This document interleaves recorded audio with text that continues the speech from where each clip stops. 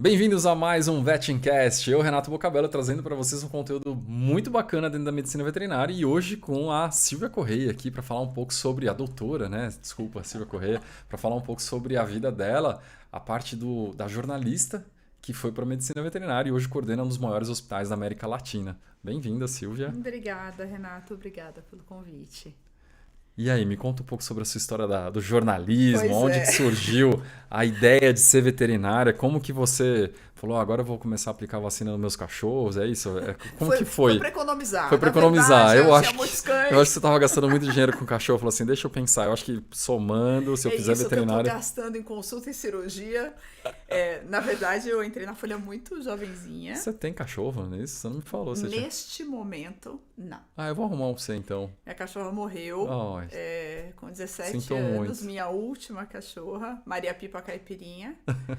E ainda vivemos um luto doméstico, Ah, mas é triste. já em resolução, já começamos a dar aquela olhadinha na rua. Olha que bonitinho, a gente já tá nessa fase de novo, Daqui a né? pouco alguém te adota, então. Eu tô esperando, deixa me adotarem.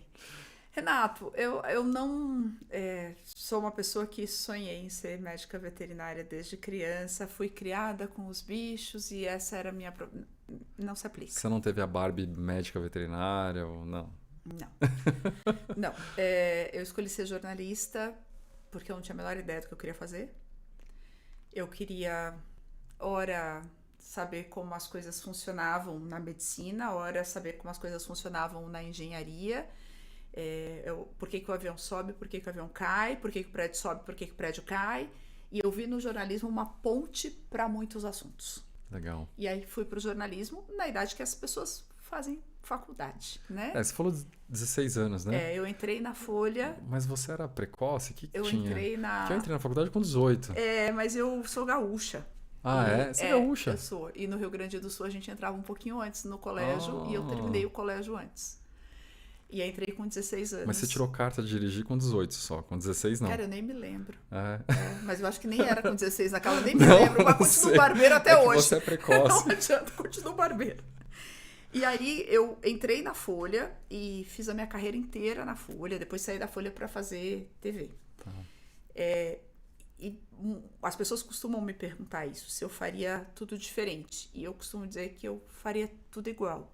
Porque Sim. de um jeito ou de outro, a Folha me deu condições de fazer o que eu faço hoje na veterinária, né? Sim, você se construiu na Folha. Eu me construí na Folha. Então, eu era uma menininha e aí saí da Folha para cursar veterinária lá na frente. É muito diferente da forma como eu entrei. Que legal. A Folha me ensinou muito do que eu sei, né? Que legal. Acho que de ouvir o outro, de entender, sei lá, que você tá vendo que aqui não tem visor, mas que aqui tem. Mas a gente tá vendo um relógio, né? Mais de uma perspectiva. A Folha Perspectivas. a Folha me trouxe o respeito a essa perspectiva do outro. Então, é marcante na minha vida. Eu acho que... Eu me lembro quando eu saí da Folha, Renato. Você vai processar a Folha, as pessoas? Porque isso era uma coisa muito comum. Quantos anos você trabalhou na Folha? Eu entrei com 16, saí... E você entrou registrada mesmo, CLT. Eu era auxiliar administrativa, mas eu era repórter. Só que eu não legal. era formada. Você estava começando a faculdade, Estava primeiro no primeiro ano. semestre. No primeiro semestre. Hoje em dia o cara tá no primeiro semestre, ele nem é contratado, né? Ele já entra... Mudaram até as relações de trabalho, né? Também Se for pro pensar... bem e pro mal eram outros tempos. Sim, outros tempos. E me perguntavam isso, você vai processar a Folha, né, por tantas horas extras? Não, porque eu sempre quis estar lá. Sim. Claro que eu estava cansada, claro que quando eu virava 24 escrevendo matéria, falando, você vai manchetar o jornal no sábado? Então vai! Óbvio que nem sempre eu estava plena, inteira, feliz, descansada. Eu reconheço isso. Mas eu entendo que aquele era o contrato de trabalho que eu tinha topado, né? Que é muito parte do que eu Você se sou. comprometeu àquilo, sim, a entregar o seu melhor naquilo lá. Eu vejo sob esse ponto de vista, e até acho que essa é uma super discussão no mercado veterinário, que topamos contratos dos quais reclamamos depois. Eu acho, Sim, as coisas mudam, né? essa é uma discussão que a gente devia ter como sociedade, né? Se não tá bom, sai. Por que você se sente violentado e segue? Mas eu acho que aí é outro podcast. A gente vai chegar nesse ponto. Né? Mas é interessante, é um tema bom, porque eu gosto desse tema. Eu entendo e eu acho que vale a pena ter Que talvez a gente pudesse ter mais clareza nas relações, mais sinceridade e mais limite de lado a lado. Uma coisa que eu acho interessante que você falou é assim, essa lealdade pelo propósito que você tinha ali, pelo que você se submeteu a aprender e te construir. Hoje em dia, quando a pessoa ela entra num estabelecimento para trabalhar, ela não entende que ela vai trabalhar num lugar que vai ajudar ela a construir ela como pessoa, como carreira. É uma troca. É uma troca. E muitas vezes quando ela acha que ela passa mais tempo ali, ela não entende que faz parte do desenvolvimento dela. Eu entendo, assim, a gente sabe que existe uma troca. Entendem. Ficam, que são poucos, né? E quando eles ficam, muita gente fica atrás na orelha ali, falando assim, que nem que você falou. Você saiu, alguém chegou pra você, e aí, você vai processar a folha? É isso, mas aí a gente onde você se socorre, né? Na sua pirâmide de valores. Sim, Qual é a sua pirâmide? E ficam os que conseguem ter clareza dessa pirâmide, né? Eu comentei com você antes da gente entrar no ar que quinta-feira eu vou fazer vou apresentar... Abrir um evento. Isso, um evento da Folha, do Estúdio Folha, que hoje é um braço que nem existia na minha época, de conteúdo patrocinado, enfim. Nossa, naquela época o jornal não tinha conteúdo patrocinado, né? Pra gente era quase uma ofensa se alguém perguntasse se aquela matéria era paga. Hoje a Folha tem um braço explicitamente de conteúdo patrocinado. Olha só. Então, e que é claro, é patrocinado. Sim, a gente vai discutir, sei lá, acho que é fibrose cística nessa quinta-feira. É claramente isso, é uma discussão com os laboratórios e ninguém, não precisa pôr verniz nisso, não tem verniz, é isso. Mas aí voltando, enfim, trabalhei a minha vida inteira na Folha, que é a minha grande empregadora do coração. E aí saí da Folha porque me sentia já um arquivo vivo. Todo mundo me perguntava, Celso Pitta era quem mesmo? Ah, meu Deus do céu, ex-prefeito de São Paulo. Aí eu falei, tá na hora de sair. Na hora de sair. José Serra foi ministro da Saúde, mas você não se aposentou na Folha, porque você começou com 16 anos? Não. Aí eu fui pra televisão, fui fazer TV. Tá aí bom. eu fiz um bocado de coisa em TV, fui repórter do Jornal do Boris na Record, fui chefe do Jornal Nacional em São Paulo. Fui apresentadora da Cultura, trabalhei na Band, trabalhei na Gazeta, fui diretor de redação, enfim, fiz um bocado de coisa. E foi na Record, um belo dia, que o Boris me chamou. Ele falou, vem cá, suas matérias estão muito ruins. Eu falei, nossa, que ótimo. Sinceridade do Boris. O cara é meu chefe.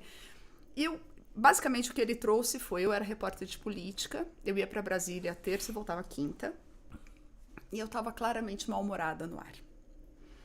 E ele trouxe isso, essa era a crítica dele. Só que ele é um cara esse é um cara com muita história, né? Porque o que a gente vê no ar é um grande personagem, mas essa é uma outra história também.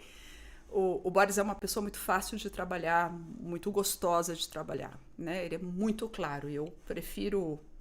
Clareza, né? Lógico, ser direto, objetivo. Mesmo que ela doa. Sim. E ele escolheu um dia para dizer isso, que era um dia que eu tinha feito uma matéria de saúde e que ela estava boa. Então ele esperou um bom dia e falou, olha a diferença. Você não faz veterinária, Sil? Você adora cachorro. Você adora as reportagens de saúde. Pensa sobre isso. Eu falei, sai daqui, para, você é maluco. Hein? Eu fiz USP, cara. Foi ele que plantou ali a tua semente. Caramba. Eu gosto de cachorro saudável. Não gosto, os meus cachorros estão saudáveis. É assim que eu gosto. E eu também fiz USP. Não quero fazer consórcio de diploma, não. Assim, eu com todos os meus preconceitos, né? Ali na vitrine. Bom, ele... 2 dias depois, deixou um papelzinho, a Embi Morumbi. Aí, você não faz. Falei, Boris. Ele falou, Silvia, você não vai fazer USP. Você tem conta para pagar. Sim, tem que continuar trabalhando. Não foi o tempo. E aquilo ficou na minha cabeça por 2 anos. Um belo dia eu fui lá e fiz vestibular na Embi Morumbi. Passei, como toda particular, a questão não é entrar e sair, né? Fiquei 2 anos com a matrícula trancada. E um belo dia eu falei, cara, eu vou lá porque não dá mais. E aí fiz Você passou e não ingressou? Não, tranquei. Demorei 2 anos pra fazer, né? Tranquei. E aí fiz 6 meses. Falei, acho que eu quero fazer direitinho. Interessante, você começou... Parece legal. E aí eu fiz a Embi Morumbi, fiz veterinária na Embi Morumbi. A Embi me ensinou uma coisa que a USP, onde eu fiz jornalismo, nunca me ensinou, que é que eu podia ir tão longe quanto eu decidisse. Sim. Na USP eu podia... E aí até longe, porque afinal eu era uma aluna da USP. Sim. Então, a EMB empoderou e empodera, né? Pelo menos no ano que eu cursei, eu tô longe da EMB. Depois eu fui professora da EMB, mas já tô longe há alguns anos. Mas ela conseguiu me empoderar. Ela conseguiu fazer com que eu acreditasse que eu tinha as rédeas, que eu podia ir longe. Legal. A despeito de ser uma pessoa numa faixa etária não esperada, né? Me formando, e vindo de uma particular. Aí eu fiz residência na USP. Eu não queria, naquele momento, mais fazer você prestou residência. residência clínica na USP. Foi. Porque daí quando eu me dei conta que, eu quero fazer isso, mas eu preferia não matar bicho. Só que eu não tenho. Que aluno no 5º semestre, Renato, se sente seguro? Nenhum, não. Nem na USP, nem na particular, em nenhum lugar. E eu era mais uma dessas alunas. Falei, bom, vou fazer residência. Aí juntei dinheiro, enfim, porque afinal, como você faz residência? A residência tem que largar, não tem jeito. Eu larguei o jornalismo, eu saí da redação, dirigia uma emissora de TV em São Paulo, 6 meses antes de me formar. E aí eu fiz 6 meses de estágio no hospital da EMB. Eu era estagiária remunerada. E aí as pessoas perguntavam, nossa, então você vai deixar de aparecer? Porque na ocasião eu eventualmente apresentava o Jornal da Noite, mas eu dirigia a redação. Entendi. Você vai deixar de apresentar o jornal para limpar a bunda de cachorro? Eu falei, é uma forma de dizer. Não é a minha, mas reconheço que é uma forma de dizer. E aí eu fui, porque eu não sabia fazer uma vendopunção, né, gente? Eu não sabia sondar nem um macho, que só uma fêmea. Não tinha tido essa oportunidade. Eu trabalhei a faculdade E durante inteira. a faculdade você não fez estágio nenhum, você não se dedicou a nada relacionado à veterinária? O que eu fiz, e depois eu dei aula nesse lugar, eu fiz todos os cursos online, de uma empresa que tem também pós-graduação. Todos, porque era o que eu podia. Era o horário que eu podia. Estudava online. E depois eu fui professora de pós-graduação Legal. deles, porque eu liguei lá e falei, eu quero dar aula para vocês. Quem é você? Eu falei, cara, eu sou ex-aluna de vocês, mas eu acredito tanto. Mas um dia vocês vão me ligar. E depois eu dei o módulo de neurologia por muitos anos na pós e saí mais recentemente por causa do Veros, do hospital que eu dirijo. Bom, enfim, daí, tentando concluir essa história, aí eu não queria mais fazer residência na USP, e a EMB já tinha me convencido de que... Mas você ingressou na residência. Mas eu não queria fazer na USP. Aí eram as provas de residência. Entendi, a da USP era a primeira. Aí todos os docentes da EMB, que hoje são médicos que atuam no hospital que eu trabalho. Sil, você tem que ir, você tem que fazer lá. Aqui a gente já sabe que você trabalha direitinho. Tá bom, tá bom. E aí eu fiz a prova. Foi o professor Larson que me entrevistou. Ele era o chefe da banca que me entrevistou. A minha entrevista demorou 1h30. Eu passei em primeiro lugar, e isso eu acho que diz mais sobre a USP do que sobre o meu desempenho. Porque Legal. Eu era uma véia, vinda de uma particular, e eles não, em um momento, fizeram algo para mudar esse resultado. Não fizeram. Mas eu acho que a competência não é mais sobre a USP. Eu acho que é o que a USP busca para um aluno de residência. Eu acho que isso é de alguma forma, perfil, mas também né? sobre... É um fio de esperança nas instituições, né? Claro que as instituições são as pessoas. E a banca que me entrevistou, chefiada pelo Larson, mas com outros componentes, ela era reta. Ela era, assim, qual é o seu desempenho, né? Eles podiam ter alterado... Renato, eu podia ter entrado. Eu podia ter entrado em último lugar. Eu continuaria entrando. Sim. E os alunos deles podiam ter passado na minha frente. Eles não fizeram nada com a nota. Eles me deram 9.9 na entrevista. O Larson brincou comigo que eu espirrei no final. Enfim, então... E aí eu fiz residência na USP, fiz clínica médica. Quando eu estava terminando, o Neymar me ligou, era o coordenador da veterinária da EMB, e falou, você não quer dar aula aqui? Eu falei, que dá aula, amigão? Não tenho nada para ensinar para ninguém, você é maluco. Não, você que pensa, vem dar uma aula teste. A minha orientadora tinha sido a Márcia Meri, que é nefro. Sim. E a minha aula teste, quando eu cheguei lá, era sistema urinário. Eu falei, bom, mas também agora ficou fácil. E aí eu dei aula na EMB há alguns anos, fui para Salvador pela Loret, voltei, coordenei a residência, enfim, e acabei sair da docência mais recentemente, fui para fora, eu atuava, acho que essa conjugação desse verbo faz mais sentido. Eu atuava com neurologia. Sim. até assumir o Verus. E na neurologia você construiu a tua carreira aonde? Porque eu achei que você tivesse feito um curso de neurociência. Eu acho que ela fez uma pós em neurociência. Eu fiz. Você tem pós-graduação em neurociência. Tenho, pela PUC do Rio Grande do Sul. Sim, que é um curso que eu até me interessei E que e tal, vale fui atrás. muito a pena. Isso que é muito legal. E que você pode fazer à distância online. e que não é uma enganação, né? Acho que sendo bem claro para quem está nos assistindo, porque dá aquela sensação do EAD ser uma enganação. Sim. A entrega de conteúdo é bem alta, Boa. bem legal. Mas você fez a neurologia veterinária também. Eu fiz a especialização da Anclivepa. Legal. Eu fiz em medicina intensiva e em neurologia. Escolhi as duas porque eu não sabia nada de nenhuma das duas no final da residência.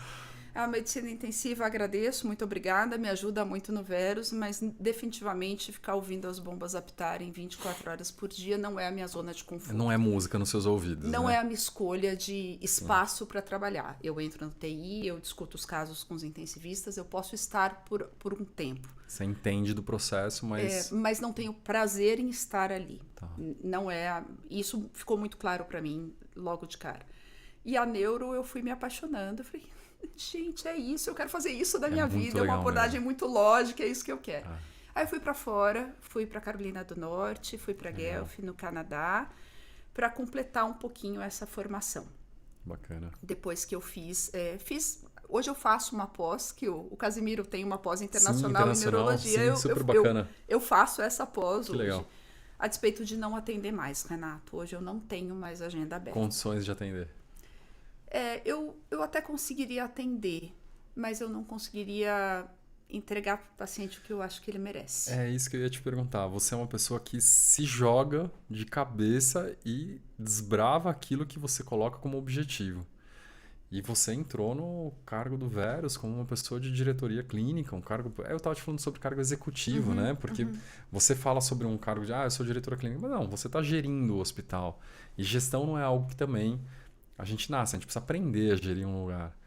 Como que é esse processo? Onde que você colocou gestão na tua carreira? Porque você falou do jornalismo, você falou da sua carreira como veterinária, da sua construção acadêmica. E a gestão?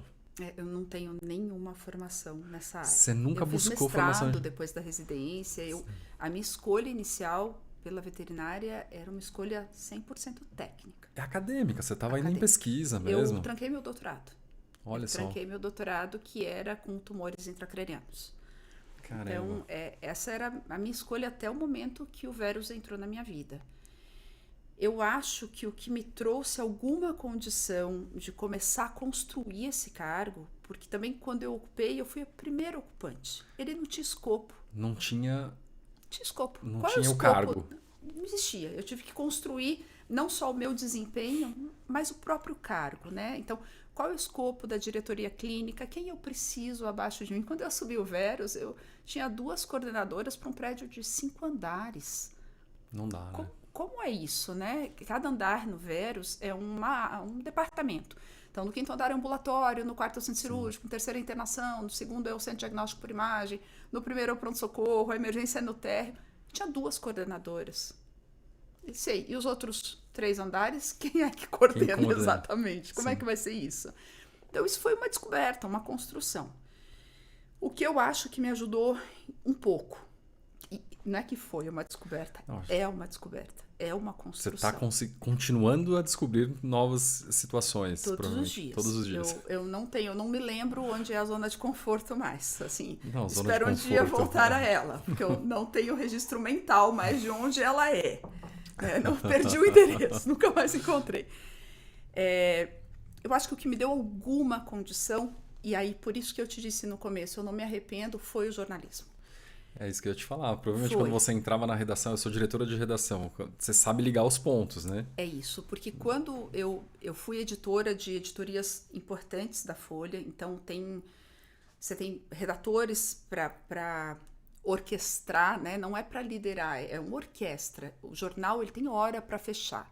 Entendi. Jornal bom é o que chega na banca. Não existe jornal bom se ele não chegar na banca. Né? Na minha época era banca. Tem que chegar pronto, né? Na banca. Então, o atraso do jornal, eu não fechei ainda, vai um calhau, vai um anuncie na Folha. Né? Aquilo que a gente via antigamente era um calhau, era um lugar onde a reportagem que deveria estar ali não ficou pronta. Não ficou pronta.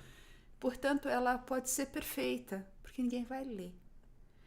Então, isso de prazo a gente cumpre, meta a gente alcança, isso está muito introjetado no espírito de um jornalista de jornal diário, né? Sim. Eu nunca trabalhei em revista semanal, mensal, eu trabalhei em telejornal diário e jornal diário. Então era todo dia, não é um dia, todos os dias.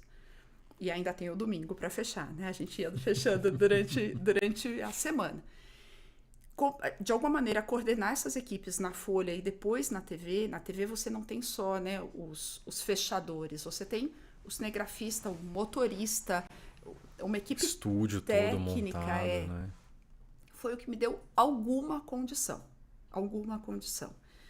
Porque é muito complexo isso, né? Eu conheço pessoas de várias áreas, várias profissões. E uma das coisas que mais me chamava atenção no meio veterinário, quando a gente começou a ver esses investidores entrando e criando hospitais, eu falava, cara, ninguém sabe lidar com o veterinário. Ninguém tem curso de gestão para gerir veterinários. E com os cargos médios, né? Porque a gente tem Sim. os colaboradores de nível médio. Todos, então, né? a gente não tem technician, a gente tem os auxiliares de médico veterinário, Sim. metade ex-estagiários, alunos. São os alunos principalmente. É né? isso. Então, alguns alunos muito jovens, Sim. outros que não são alunos, que querem continuar, que adorariam ser enfermeiros veterinários se o curso existisse, fosse Sim. regulamentado, enfim, né, que fizeram uma escolha por ser auxiliar, mas é um funcionário, um colaborador de nível médio, não necessariamente tem nível superior. Sim. E no Verus, uma equipe de back-office que a gente não está tão habituado, que assim, a gente tem 36 posições de call center. Nossa. Ave Maria. Eu não tocava o call center da Folha, não. Você nunca ouviu falar dos call center? Né? 3, 2, 4, 4 mil, né?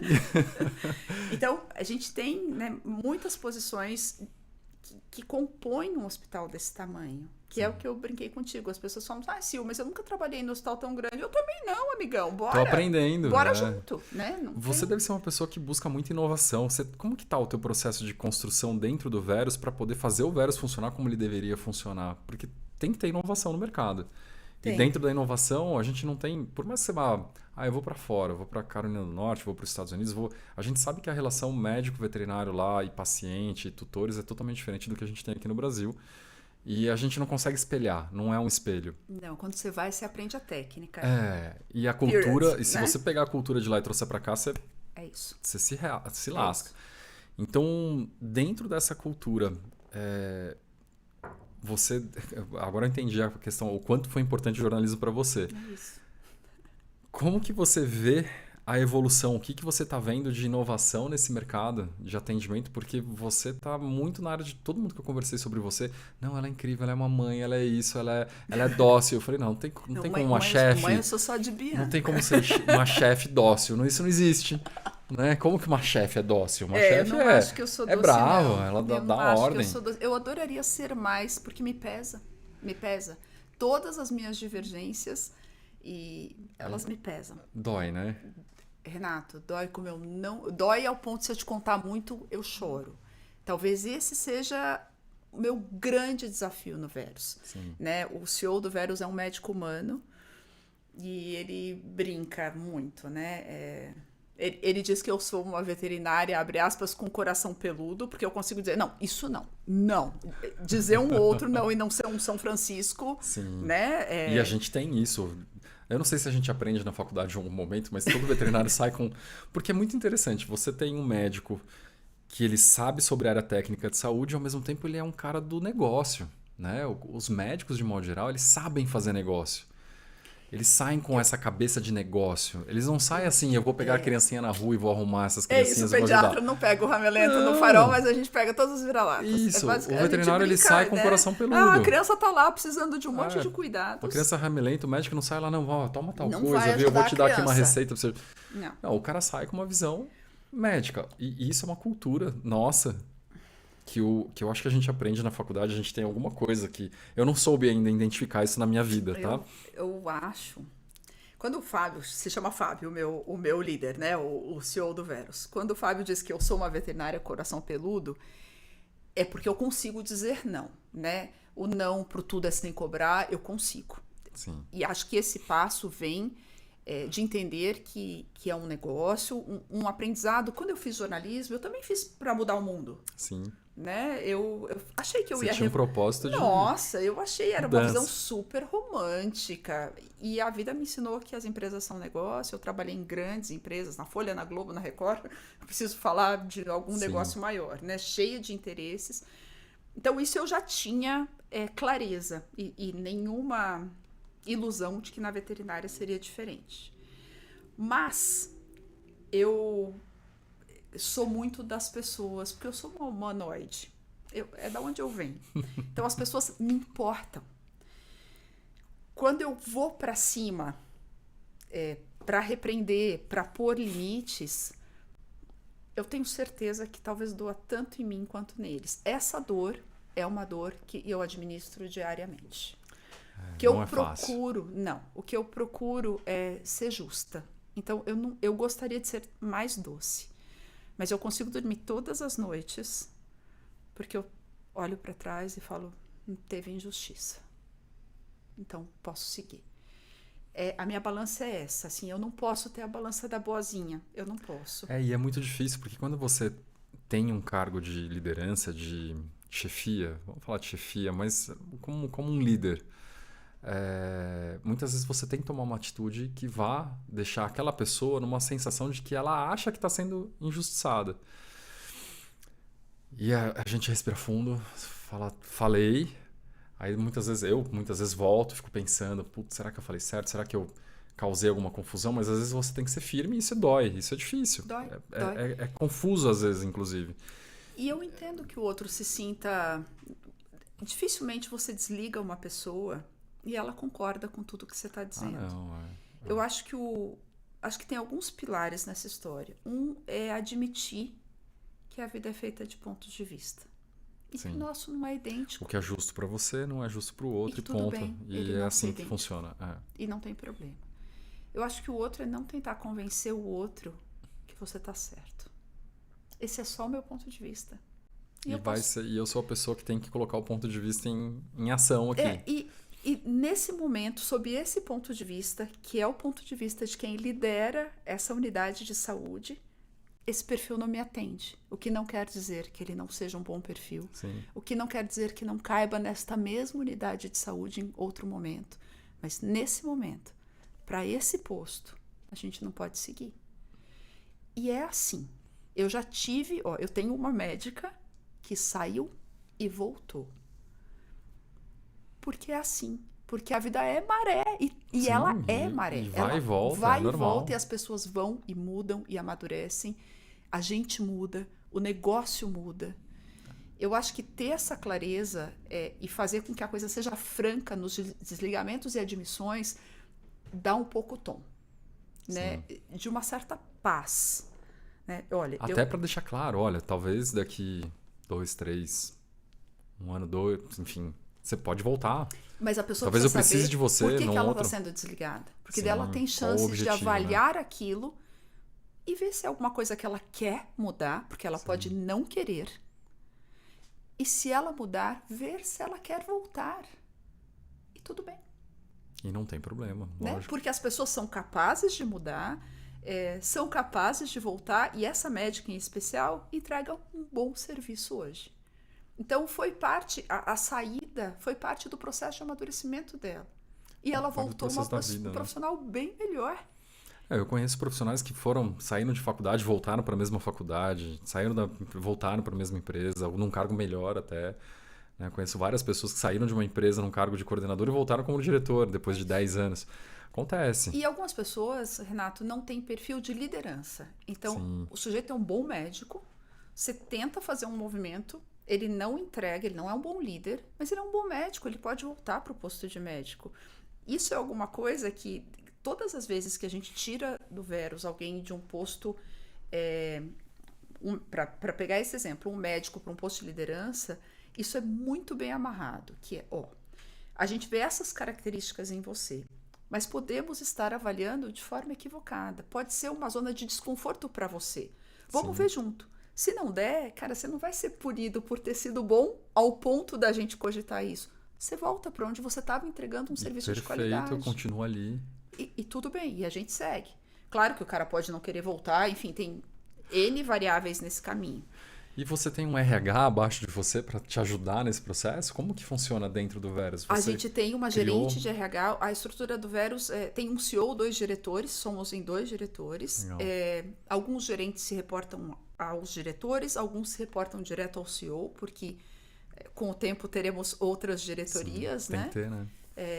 A gente tem uma gerente de RH e uma pequena estrutura de RH. Então, boa parte de toda essa gestão ainda corre pelas diretorias, né?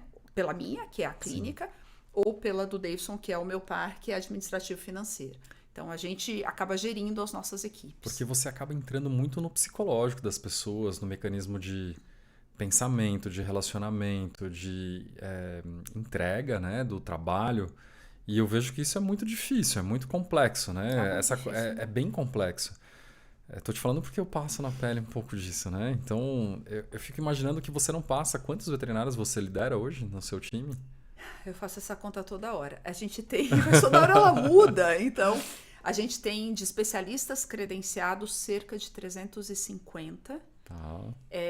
E de médicos atuantes, a gente tem que estão lá todos os dias, entre PS e internação, mais de 60. Nossa, é muita gente. E aí toda a equipe do CDI, do Centro Diagnóstico por Imagem, é terceirizada, mas não está nessa conta, então entram os radiologistas, ultrassonografistas, os ecografistas, os técnicos são equipe interna. Tá. Dá uma pequena multidão, assim. Nossa. Pequena multidão. Tem que ter coordenadores, né? Bom, hoje quando você falou que tinham 2 coordenadores, hoje são quantos? Hoje a gente tem um por andar, um por unidade de negócio, que é assim que a gente chama, sim, do PS, internação CDI, e uma de qualidade, que é quem apoia os fluxos verticais. Então, esse fluxo envolve todas as áreas. É assim que a gente vai seguir. Então, a gente vai padronizando assim, né? Tanto fluxos médicos, protocolos médicos, sim, como jornadas de clientes a jornada do e pacientes. Cliente e paciente. Isso. Então, ele entrou pelo PS, vai para o CDI para fazer isso, sobe para o centro cirúrgico, tem que subir com esse papel, tem que voltar assinado isso, enfim, tudo. E a burocracia está dentro de todo o sistema, porque quando você tem um sistema tão complexo, você tem que seguir regras ali, né? Muitas. Essa é a principal crítica de todos os colaboradores. Hoje o veterinário... Não, mas não só o Verus. Eu acho que as pessoas não querem mais ter tanta burocracia, né? A gente tem até o cliente hoje falando, eu não quero assinar. Por que eu tenho que ler esse contrato de 5 páginas, né? E quando você tem um hospital igual o Verus, eu imagino que você tem uma burocracia muito grande com o cliente, com o tutor, e você tem que ter uma habilidade muito grande de convencimento, que é importante para que a evolução do paciente seja boa, ele lendo aquilo, ele se inteirando daquilo, assim como o veterinário. Porque o veterinário também, muitas vezes, ele joga o negócio de lado e fala, não, o importante aqui é o paciente. E a gente acaba correlacionando isso muito com o médico humano, né? Você chegou num PS, antes de você ser atendido, muitas vezes tem alguém te pedindo para assinar alguma coisa. E na veterinária, o cara chegou com o cachorro morrendo, grita, pelo amor de Deus, a gente tem que atender primeiro antes de fazer ele pensar em qualquer coisa, né? Lá, eu fiquei sabendo que vocês têm um pronto-socorro com campainha. E como é que tá o funcionamento? Porque isso é tudo novo, isso não existia em nenhum lugar. Eu não conhecia, pelo menos, nenhum hospital que... A gente tem campainha e a equipe desce correndo, enfim. Hoje a gente tem uma enorme discussão interna que a gente tem todos esses fluxos e o paciente continua sendo prioridade. Sim, então, sim. A burocracia não pode se sobrepor ao beira-leito, se sobrepor ao cuidado. Mas ela precisa existir. Então, como é que a gente tenta orquestrar isso e amenizar? Os nossos médicos têm limite. Onde a burocracia pega mais? No PS e na internação. Sim. Porque o CDI, o ultrassonografista, ele está feliz se ele tiver um bom relato de anamnese, é favorável ao CDI, à burocracia, um bom registro, enfim, né? Então, o radiologista, poxa vida... É o cara que está sentado numa sala escura. Mas ele tem é a tela o na receptor frente das informações Sim. coletadas pela burocracia. Todos os termos assinados, inclusive de cistocentese. Então, se sangrar aqui, todos os meus respaldos estão... Estou respaldado. É isso, garantidos. Mas no PS na internação, são as pessoas que acabam submetendo a aprovação do tutor, o senhor tem que assinar o orçamento, o senhor tem que assinar o termo de consentimento, o senhor tem que assinar a recusa do exame, o senhor tem que assinar... Então, essas pessoas acabam mais cansadas pela burocracia. O que a gente faz? A gente limita na internação o número de pacientes por médico. Tá. Então, na semi-intensiva, não passa de 6 pacientes por médico e na UTI de 3. Porque a gente avalia que aí eu consigo cuidar e garantir a burocracia, que é o boletim bem preenchido, os parâmetros preenchidos no sistema, todos os termos assinados por tutor, todas as notícias no grupo da família, no grupo médico, enfim, tudo que a gente chama de burocracia. Sim. É verdade que essa minha conta satisfaz todo mundo? Não necessariamente. Os médicos se ressentem, dizem que é um hospital burocrático. Eu entendo. Sim. Mas a gente tem processos desde a abertura do Veros e a gente ganhou. Te ajuda, né? Na verdade, a burocracia, ela te ganhou. embasa, né? Exato. Porque a gente ganhou sem nenhum médico ter que fazer um único relatório adicional. Só com o que estava no sistema. Perfeito. Então, esse é o ponto, né? E esse eu acho que a informação que acaba alimentando um círculo virtuoso. Então, todo mundo conhece o paciente, né? Cujo o tutor processou o hospital. É um sujeito bem famoso, enfim. Eu não conhecia. Mas não preciso conhecer agora. Não veio o depois caso, você me porque agora conta. a gente já ganhou, depois então. você me conta. Vai ser interessante depois. E assim, nossa, a gente ganhou e a gente tinha tudo documentado. Tudo documentado. Porque muitas vezes o próprio tutor acha que o hospital vai errar na documentação. Então, mas é isso. Então, o que eu digo para os meus coordenadores e para os líderes médicos, a gente tem alguns líderes verticais também que ajudam essa coordenadora de qualidade a costurar essas jornadas. Vocês são os guardiões da qualidade do fluxo. O que você faz aqui? Você é coordenadora de internação? Não, você é guardiã de qualidade e fluxo de internação. Então, é qualidade assistencial e de fluxo. Então, tem que estar documentado, tem que estar assinado. Vai entrar na tomo. Cadê o ok do tutor? Ele disse que está ok. Não assina, pelo amor de Deus. E vocês fazem isso tudo digital ou tudo na mão, escrito? A gente ainda assina. Assina na mão. Mas a gente aceita digitalmente. Perfeito. Tá? A gente deve... acho que em janeiro ou fevereiro eles vão assinar digitalmente. Tudo digital. Eu transformei tudo digital. Aliviou um pouco o peso do... Que a gente tem um sistema, Renato, o nosso sistema operacional do hospital. De gestão mesmo. De gestão, ele veio da medicina humana, ele é bem pesado, com pouquíssimas interfaces. Assim, ele é bem... Ele não aceita API. É difícil ali. Entendi. Então, a gente está tentando fazer a conversa, a interface com esse sistema. A gente está sofrendo um pouquinho. Na veterinária mudou muito essa questão de sistemas, né? A gente estava trocando, estava avaliando alguns sistemas e eu tô com 20 anos de medicina veterinária. E eu lembro dos sistemas que a gente começou trabalhando com o que tem hoje, é totalmente diferente. Por isso que eu estava te falando sobre a inovação em inteligência artificial, para poder agregar algumas coisas. Eu acabei não respondendo a sua Porque pergunta. eu acho que é inevitável que a gente tenha que ter tudo muito registrado, mas de fato não dá tempo. Às vezes, principalmente, por exemplo, que nem um médico veterinário de pronto-socorro. Às vezes o cara tá atendendo, ele tá com o familiar ali chorando, ele tem que dar aquele respaldo emocional, ao mesmo tempo ele tá vendo que o cachorro às vezes já chegou em óbito e ele tem que fazer os relatórios. Isso deixa o médico veterinário louco, né? A gente chega num momento assim que você fala, o que eu vou fazer da minha vida? Porque minha vida tá um inferno. E hoje na veterinária se fala muito em saúde mental, né? Eu acho que o ponto de saúde mental para mim é muito importante para uma pessoa como você que está ali no Veros lidando com um monte de veterinário e colocando um sistema que tem que ser muito bem entrelaçado para que você não tenha, depois de oferecer o seu melhor, um processo nas costas. Que é o que quebra o veterinário no meio. Você quer ver um cara que quer sair da veterinária, aquele que deu sangue para salvar a vida de um paciente. Perdão, processo. E o doutor chega e fala assim, olha, eu vou te processar porque... É frustrante. Eu lembro de um professor meu da UEL, que ele teve que salvar, chegou um paciente, um pastor alemão com uma perfuração por bala, por munição, e o cachorro estava morrendo, ele pegou, fez uma toracotomia no ambulatório, botou a mão no vaso que estava sangrando, falou, pronto, está estancado, está entubado, estamos ventilando, vamos para o centro cirúrgico. Salvou o paciente, fez a lobectomia, corrigiu o sangramento e o tutor processou porque ele não tinha feito de forma asséptica, que o cachorro dele teve que tomar 3 meses de antibiótico e tal. E ele ficou... Eu lembro dele falando isso no início dos anos 2000, tá? Eu lembro dele contando a história e ele começou a falar em termos, tudo no papel, porque não tinha essa tecnologia que a gente tem. Uhum. E na época eu falava, cara, eu preciso fazer termos de aceite, termos disso. E a gente fazia tudo no papel. Tem termo pra... Não, e Piscou aí... 3 vezes no consultório. O que acontecia, né? Às vezes o tutor chegava e falava, mas esse termo que você me fez assinar não serve para nada, porque eu estava emocionalmente abalado, porque o juiz vai considerar que eu não tinha como. E a gente passa por um sistema hoje de judicialização da medicina veterinária, onde isso também tira a saúde mental do médico veterinário. O que você faz para sua equipe para ter mais vida dentro de um hospital que está salvando vidas, né? O que você pensa em colocar lá dentro que fala, cara, eu preciso adubar essas minhas sementes aqui, porque senão eu vou ficar sem produção no futuro.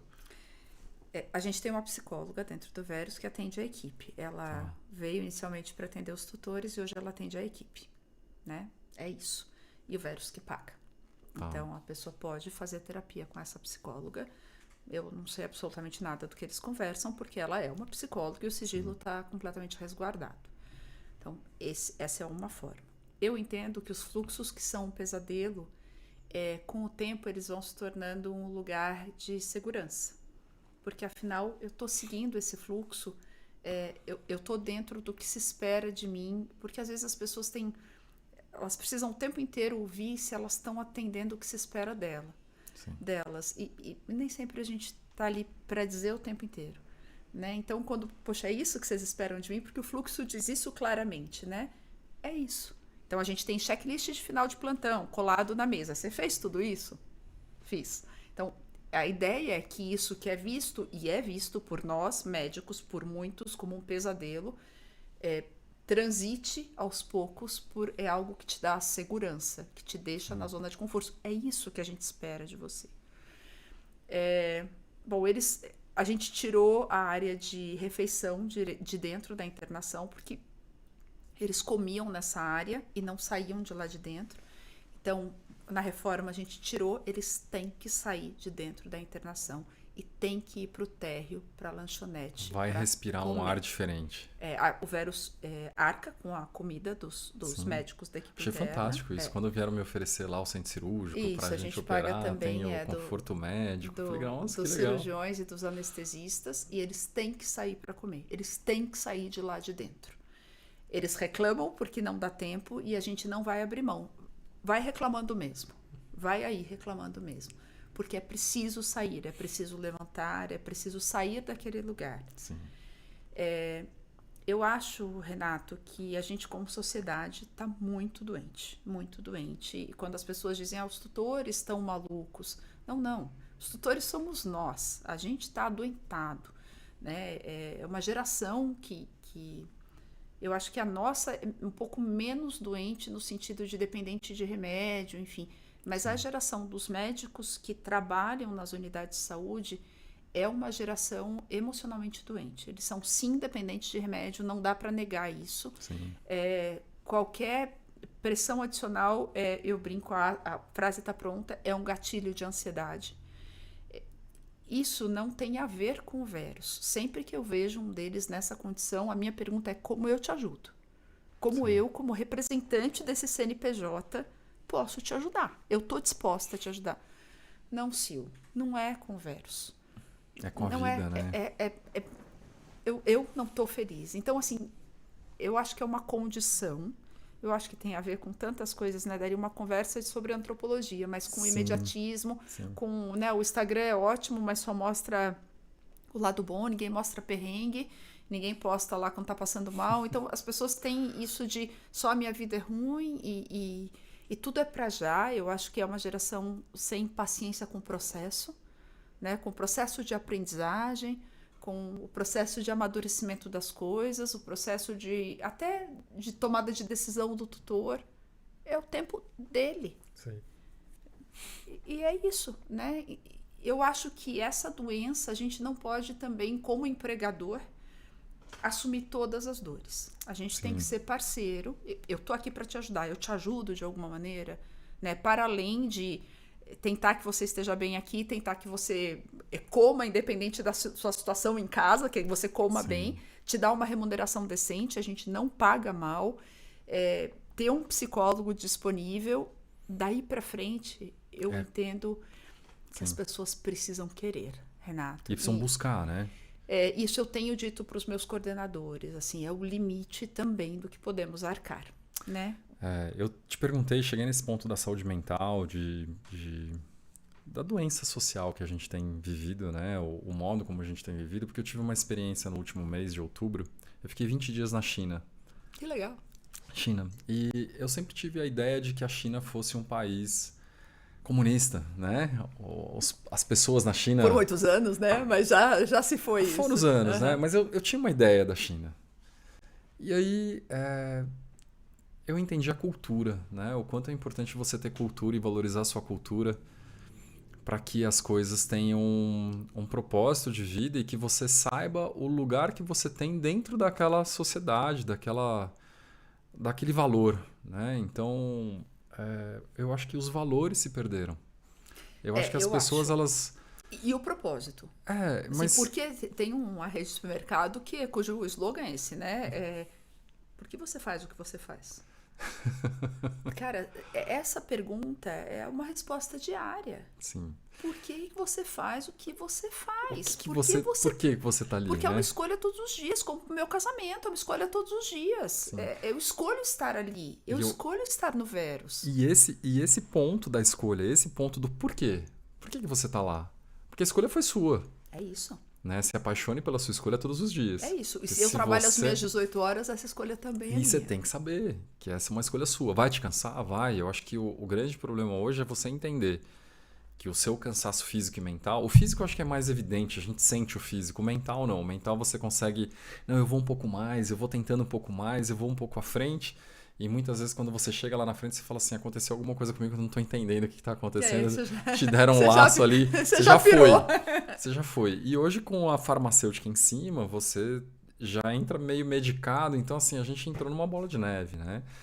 E o que eu estava te falando sobre a China é realmente isso. Eu acho que foi uma cultura tão diferente e tão interessante, porque são formas totalmente diferentes de você lidar com tecnologia, a parte social e cultural de um país, que é um dos países mais antigos do mundo, e como você vê as pessoas reagindo àquilo socialmente. Pessoas felizes. Não estou falando que todo mundo é feliz, não é isso. Mas assim, você não vê obeso na rua, sabe? Cara, como assim, não tem gordo aqui?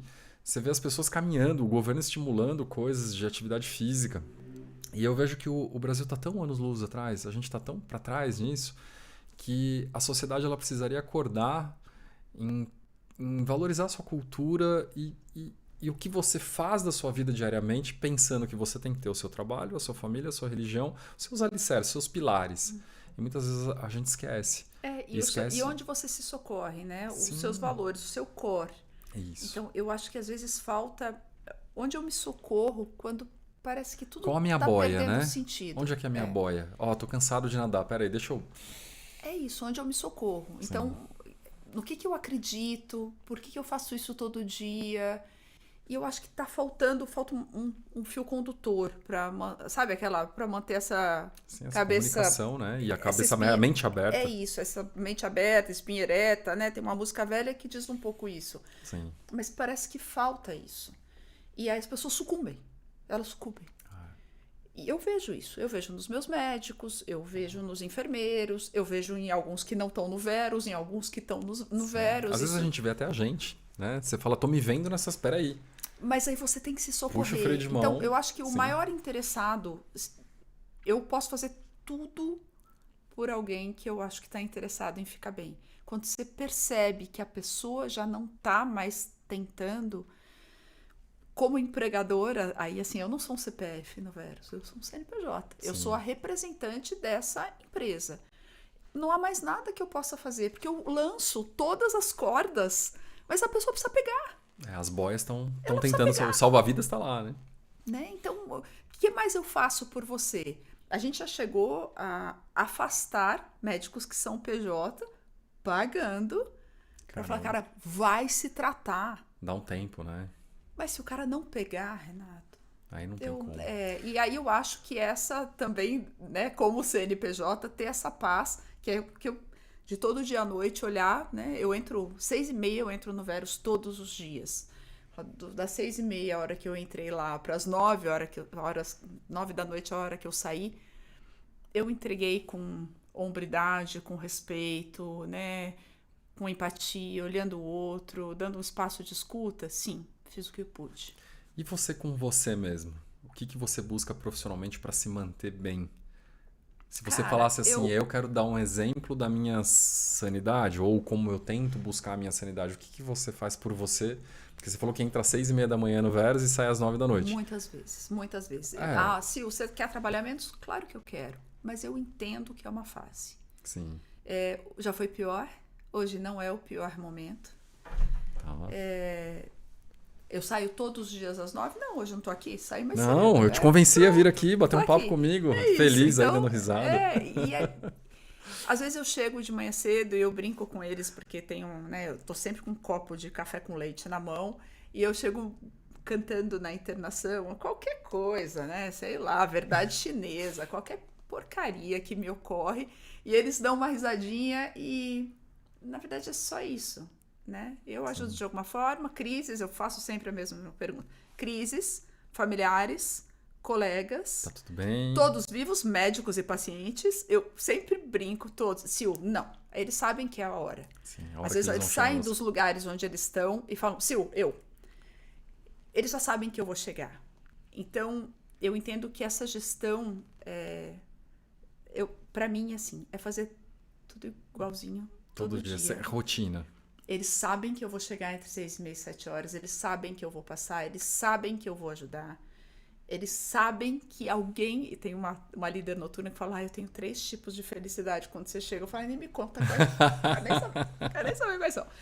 Mas eu acho que é isso. Eles saberem que você tá ali, é importante.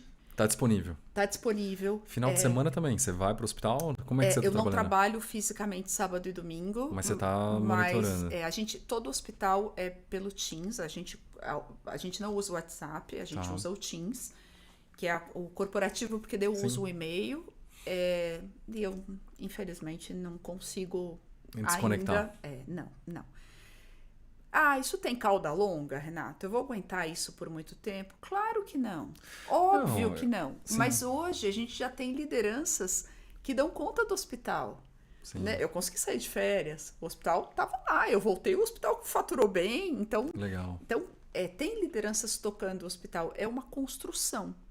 Então, eu construí de alguma maneira o escopo do meu cargo para ir construindo também essa árvore embaixo do que é esse cargo que hoje eu ocupo e que eu não vou ocupar o resto da minha vida. É um processo, né? É um período, é um ciclo. É isso. Então, hoje eu tenho coordenadores que dão conta de tocar esse hospital, eu tenho médicos e supervisores que dão conta de cuidar das unidades, então as pessoas já conseguem se apoiar. Hoje eu vejo uma rede. Antes a gente tinha spots.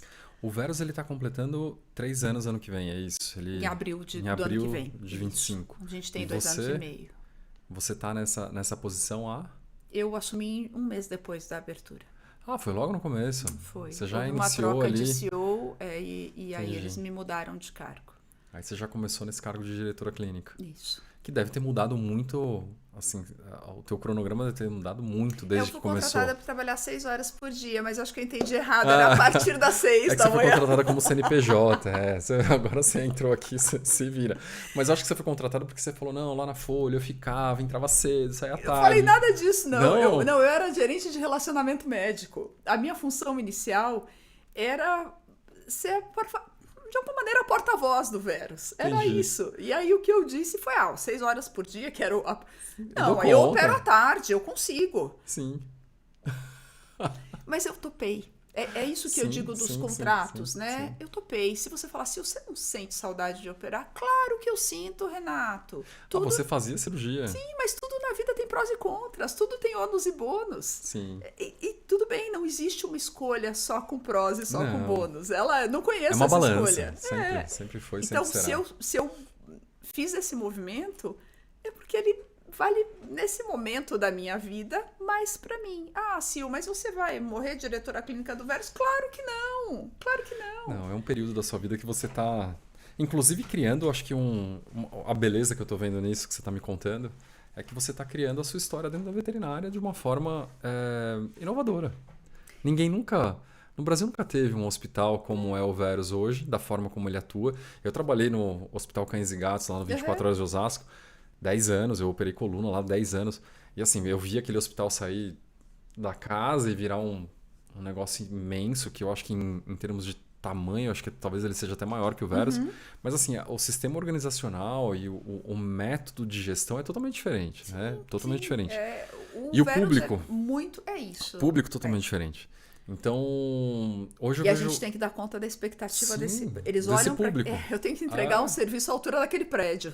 Todos os dias. Então, eu acho lindo o prédio, né? Eu olho e É falo, isso, imagina. cara, como eu queria ter um dinheiro para construir um prédio desse para mim, e eu fico olhando. Mas isso eleva a expectativa, né? Então, Lógico. o doutor que chega lá.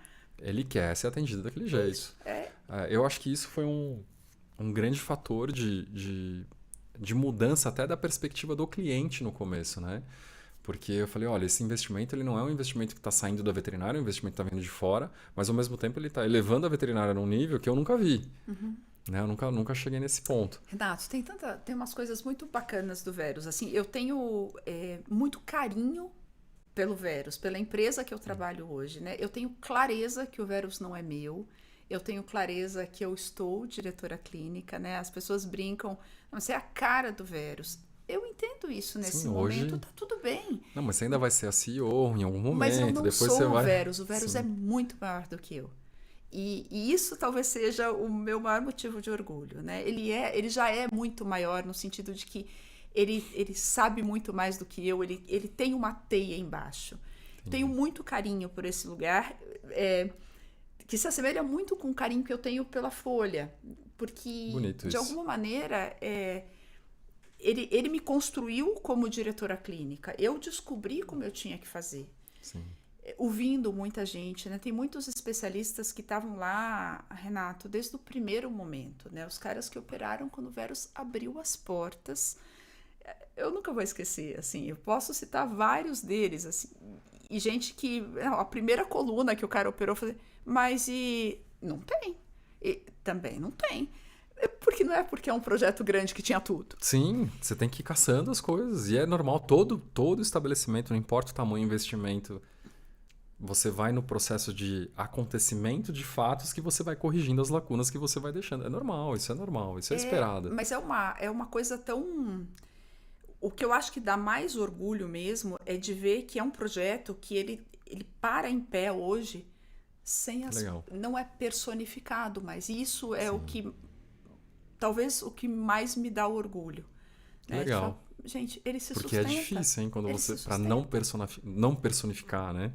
É difícil. Porque... E eu acho que um dia não vou ser eu, a diretora clínica, vai ser outra pessoa, e essa pessoa vai ser a cara naquele momento porque é o líder da assistência médica, que é o core do hospital. E tudo bem. Né? Faz parte de uma empresa grande, né? Eu acho que quanto maior a empresa, mais isso vai acontecer. Quanto maior a multinacional, uma empresa aberta em capital, enfim... Mas você me fez... A gente tem tempo ainda? Não. A gente tá acabando já, mas eu ia entrar num outro assunto, mas eu não vou poder. Eu queria só te responder uma pergunta. Você falou da inovação. A gente tem um TI atuante, né? Sempre tentando trazer essas integrações, mas tem uma coisa no Verus que eu ainda acho que é essa construção da base, que é dessas relações. A medicina é gente. No Verus, Renato, muitas vezes a gente tem que fazer uma venda negativa. Sim. Porque, olha só, eu tenho um segundo andar que é um centro de diagnóstico por imagem. Então, vamos lá, eu preciso que você mande a ressonância e que você entenda que o seu paciente vai voltar. Eu não vou roubar seu paciente. Então, às vezes, o cara chega e fala, é que eu quero operar aqui. Aí eles me chamam, aí lá vou eu. O senhor quer operar aqui por quê? Aí é bonito, né? Mas é que essas paredes não operam ninguém. Deixa eu ver quem é seu médico. Sim. Fulano. E você que faz esse meio... Muitas vezes. Ele é um bom médico. O senhor não tem que operar assim. Ele é um bom médico que pediu o exame correto. Faz o menor sentido o senhor ficar aqui. E é um problema isso, né? Porque e o cara às vezes dá o bypass e marca pelo agendamento. Quando encontro com ele no quinto andar, o que o senhor está fazendo aqui? Marquei o agendamento e faço aqui. Renato, acontece. Sim. Acontece. Mas construir esse princípio, quando meu telefone toca com alguém dizendo, vocês roubaram o nosso paciente, eu ter calma, dizer, eu vou checar, cara. Mas se isso aconteceu, eu vou virar um monstro. Pé da vida. Porque não é isso que a gente quer, porque não tem outro jeito. Como eu vou crescer... Mas é muito difícil, porque você... Outro dia eu tive uma situação com uma fisioterapeuta. A gente estourou o tempo, mas eu vou falar.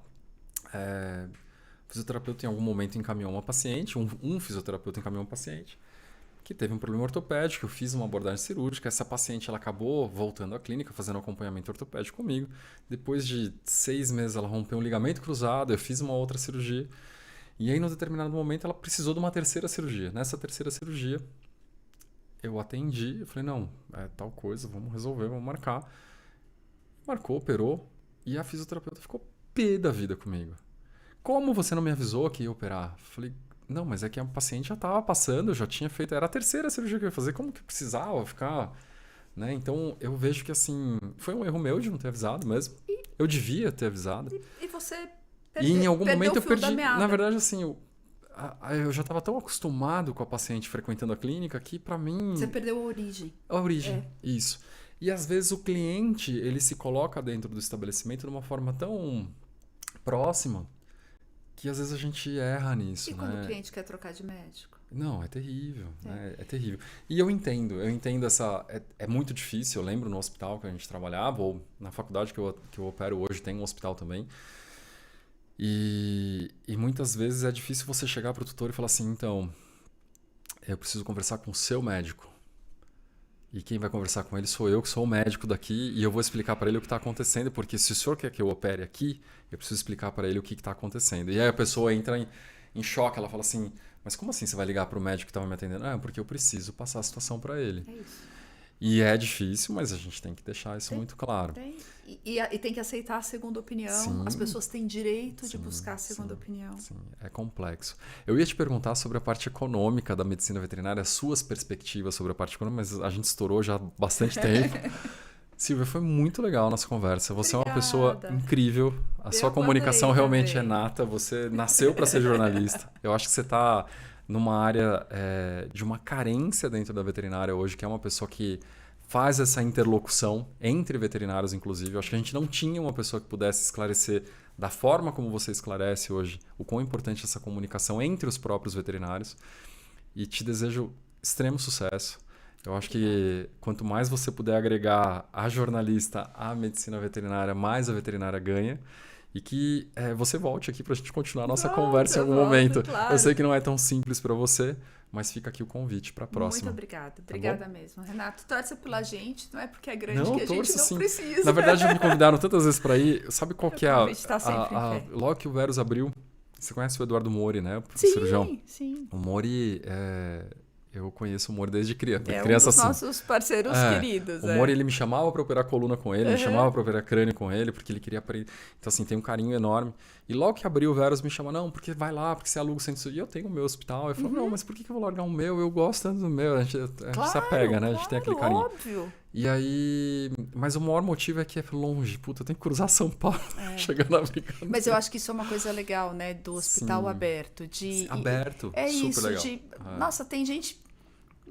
O Bucata, vou dar um exemplo. Sim, o Bucata sim. tem a unidade dele, né? Que é E ele opera os pacientes lá. super. E alguns ele opera na unidade dele e alguns no Verus e seguimos. Abre uma unidade aqui na Zona Oeste, porque daí eu moro em Jundiaí, eu venho mais perto, eu quero cruzar São Paulo. Admiro muito. Acho assim, que seguiremos com esse seu projeto. Não, mas cenas dos próximos capítulos. É isso. Admiro muito. Acho que o Verus tem essa questão do investimento agregou muito valor, né? O que eu brigo hoje é para que o veterinário tenha o valor. E a gente precisa mudar a nossa mentalidade. Acho que todos nós, né? Sim. Acho que é uma mudança de cultura, mas acho que você também faz bastante aqui isso. A gente está buscando. É isso. Muito É obrigada. um objetivo do VetinCast. É isso. Silvia, obrigado. Gente, esse foi o nosso VetinCast de hoje. Eu acho que quem conseguiu acompanhar, quem assistiu até o fim, fantástica conversa, voou aqui o tempo.